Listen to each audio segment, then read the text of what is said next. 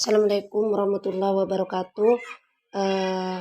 Yang saya hormati dan saya tadimi Bapak dosen Ustadz Badrun Fawaidi selaku pengampu mata kuliah pengembangan media pembelajaran PAI berbasis IT. Baik, saya di sini atas nama Zatul Mukarramah akan menjelaskan tentang meyakini hari akhir dan mengakhiri kebiasaan buruk. Di sini pengertian hari akhir dan macam-macam kiamat. Yang pertama yang saya akan bahas ialah pengertian hari akhir dan macam-macam kiamat. Adapun pengertian hari akhir di sini di buku PAI kelas 2 SMP ialah menguraikan tentang pengertiannya hari akhir ialah beriman kepada hari akhir atau hari kiamat merupakan rukun iman yang kelima. Sebagai umat Islam kita harus percaya dan yakin bahwa hari akhir itu pasti akan datang.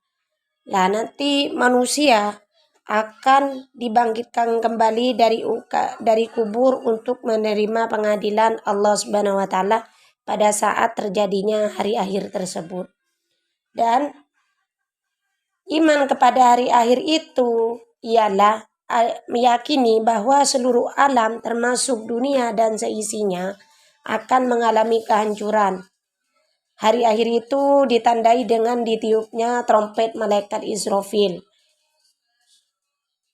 Apabila sudah ditiup trompet malaikat Israfil pada hari itu, daratan, lautan, dan benda-benda di langit porak-poranda. Gunung-gunung akan meletus dan hancur berhamburan. Lautan akan meluap dan menumpahkan seluruh isinya.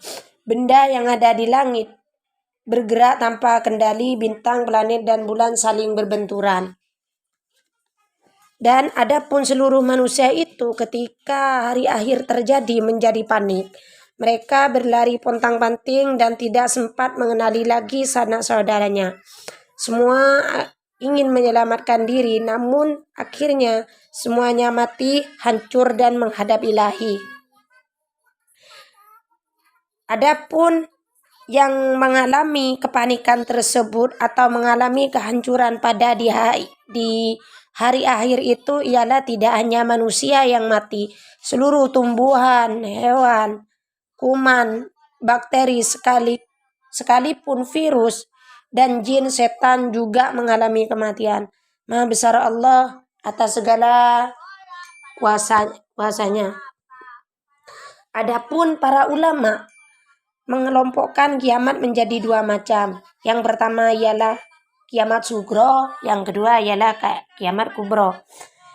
Adapun yang disebut kiamat kubro itu ialah kiamat kecil, seperti kematian yang menimpa sebagian umat manusia dan seseorang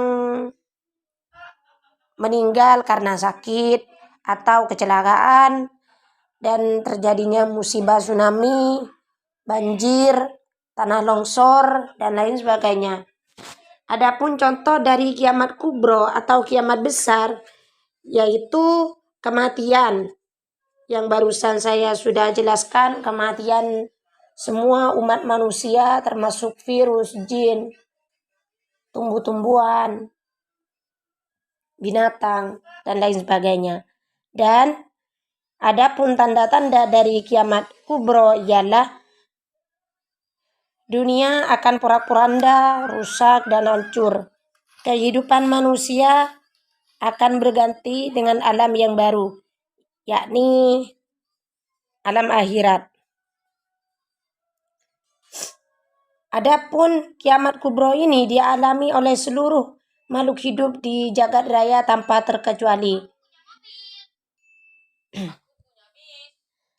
Kejadian ini terjadi secara menyeluruh sehingga dapat dibayangkan bahwa suasana saat itu sangat mencekam dan luar biasa dahsyatnya. Jika Allah sudah berkehendak, Sang Pencipta tidak bisa tidak ada yang bisa menghalangi kekuasaan dan kebesarannya tersebut.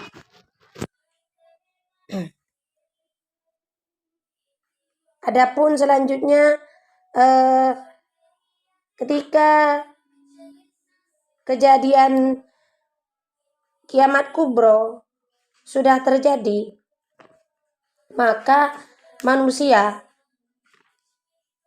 akan mengalami yang pertama ialah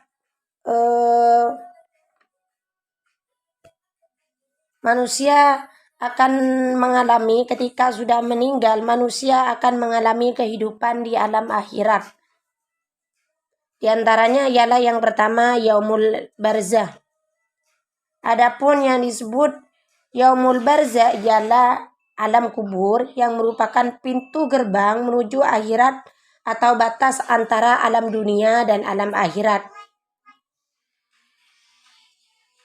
Terus selanjutnya setelah di alam kubur, manusia akan hidup di yaumul ba'as.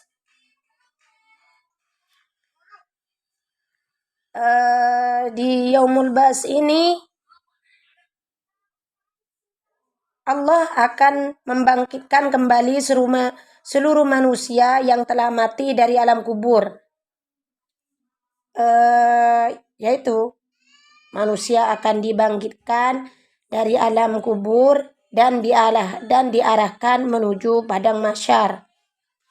Itulah yang disebut dengan yaumul ba'as. Selanjutnya setelah hidup di yaumul ba'as, maka manusia akan hidup di yaumul hasyr atau yaumul mahsyar. Adapun yang disebut yaumul hasyr atau yaumul mahsyar adalah hari dikumpulnya seluruh manusia yang telah dibangkitkan dari kubur di sebuah padang yang sangat luas bernama padang mahsyar. Dan di padang mahsyar manusia itu sangat susah, tidak ada yang dapat menolong kecuali hanya pertolongan yang datangnya dari Allah Subhanahu wa taala.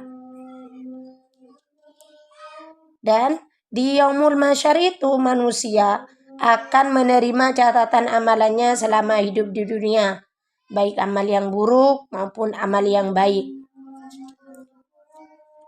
Selanjutnya setelah di yaumul hasyr dan yaumul mahsyar, maka manusia selanjutnya akan hidup di yaumul mizan atau yaumul hisab.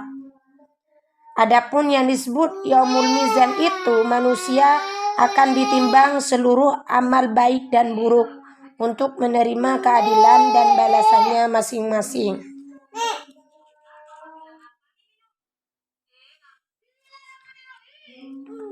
Selanjutnya setelah dari menerima perhitungan baik amal buruk maupun amal yang baik, maka manusia selanjutnya akan hidup di surga atau neraka. Apabila dia menerima amalan yang sangat banyak kategori baik, maka dia akan hidup di surga. Kalau dia ketika timbangannya menerima amal buruk yang lebih banyak daripada amal baik, maka dia akan menerima tempatnya itu berupa di neraka. Sekian presentasi dari saya, kurang lebihnya mohon maaf.